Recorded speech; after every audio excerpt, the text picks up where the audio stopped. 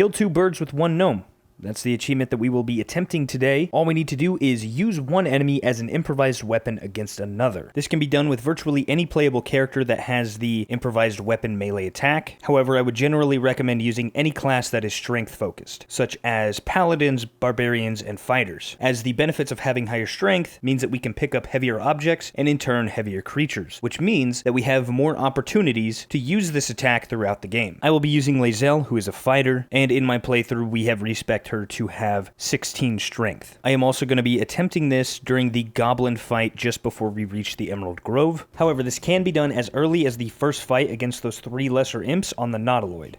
Improvised weapon, am I right? So whenever it is the character's turn of who you would like to use an improvised weapon, and you're ready to make an attack, we're going to click the improvised melee weapon tile. Then as long as the enemy that you would like to pick up to use as your improvised weapon is light enough compared to your strength score, you will then pick up the enemy above your head and can now use the enemy as an improvised weapon against another enemy. However, if we're going to do any damage to the enemy that we're going to be attacking, we must obviously succeed on an attack roll. Now, because the Goblin Brawler that I'm using as the improvised weapon weighs 35 kilograms, that puts it in the medium objects category because its weight is in between 10 and 50 kilograms. Anything lighter would be considered a light object, and anything over would be considered a heavy object, which means that the damage dice will be 2d4 against the enemy that we are attacking. The enemy that we are using as the improvised weapon takes damage as if it were a thrown object. So the damage done against the improvised weapon in this case would be 1d4.